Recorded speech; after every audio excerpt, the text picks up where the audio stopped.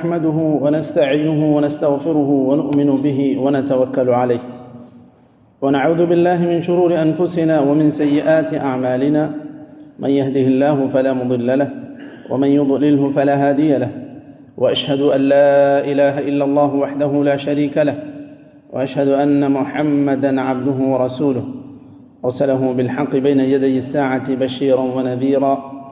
أما بعد، فإن خير الحديث كتاب الله، وخير الهدي هدي محمد صلى الله عليه وسلم، وشر الأمور محدثاتها، وكل محدثة بدعة، وكل بدعة ضلالة، وكل ضلالة في النار. أعوذ بالله من الشيطان الرجيم. يا أيها الذين آمنوا اتقوا الله حق تقاته ولا تموتن إلا وأنتم مسلمون. وقال تعالى: يا أيها الناس اتقوا ربكم الذي خلقكم من نفس واحدة وخلق منها زوجها وبث منهما رجالا كثيرا ونساء، واتقوا الله الذي تساءلون به والأرحام إن الله كان عليكم رقيبا. وقال تعالى: يا أيها الذين آمنوا اتقوا الله وقولوا قولا سديدا يصلح لكم أعمالكم ويغفر لكم ذنوبكم، ومن يطع الله ورسوله فقد فاز فوزا عظيما. أما بعد، إخوة الإيمان، أوصيكم وإياي أولا بتقوى الله في السر والعلن. وبعد، سنتحدث في هذه الخطبة حول موضوع القول على الله بلا علم. إخوة الإيمان، إن الله تعالى حرم القول عليه بلا علم، وجعل هذا الذنب فوق منزلة كل الذنوب صغيرها وكبيرها.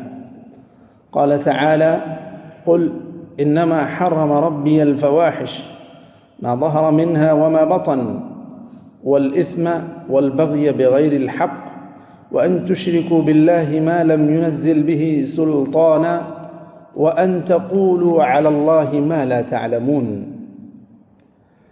فجعل القول عليه بلا علم أكبر من الشرك، لأن الشرك ومصدر كل الذنوب هو القول على الله بلا علم.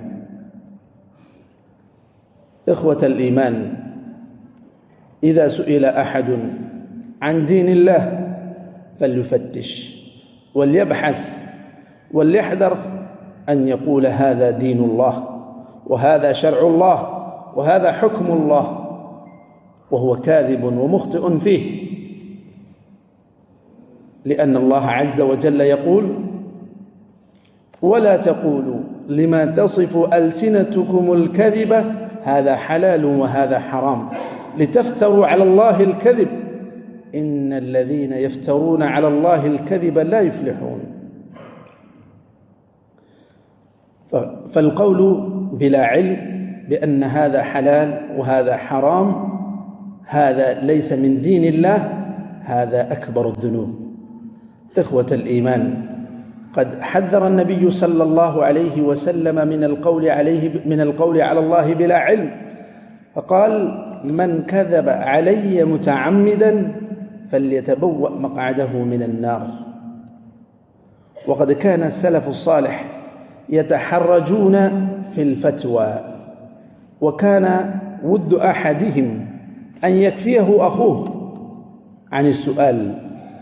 وقد حدث في سرية من السرايا أن رجلا أصيب فشج رأسه، فسأل أنه احتلم وإن اغتسل يموت، هل يجدون له رخصة؟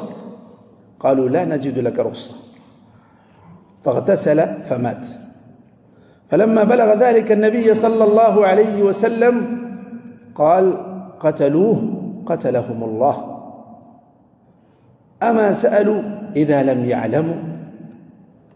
وكل هذا حث من النبي صلى الله عليه وسلم على السؤال إذا لم يعلم أحد. إخوة الإيمان، وقد كان أمير المؤمنين وثاني الخلفاء الراشدين عمر بن الخطاب رضي الله عنه إذا وردت عليه قضية شرعية دعا المهاجرين والأنصار ليصدر الناس عن اجتماع كلمة. كل هذا بسبب الخوف من الله والوقاية من القول على الله بلا علم. وقد جاء رجل إلى الإمام مالك إمام دار الهجرة، وقد جاءه من أفريقيا وسأله عن 40 مسألة، فأجاب الإمام مالك رحمه الله في بعض المسائل وقال في معظمها أنه لا يدري.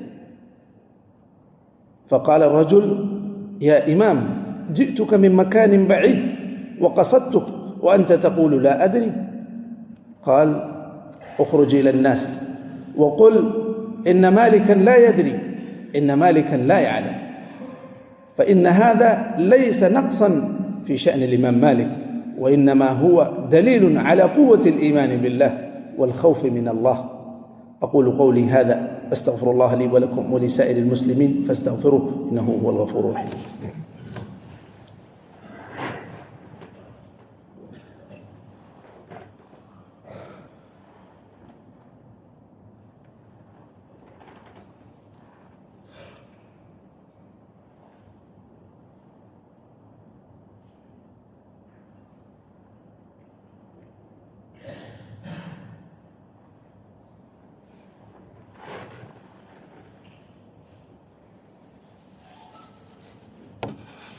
الحمد لله، الحمد لله على إحسانه، والشكر له على توفيقه وامتنانه، والصلاة والسلام على رسوله الأمين وعلى آله وصحبه أجمعين.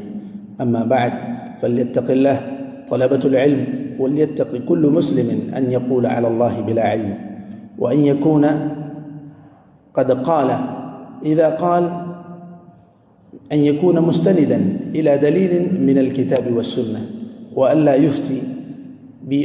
يفتي يوما بشيء ويفتي في يوم آخر بشيء آخر أو بحكم آخر.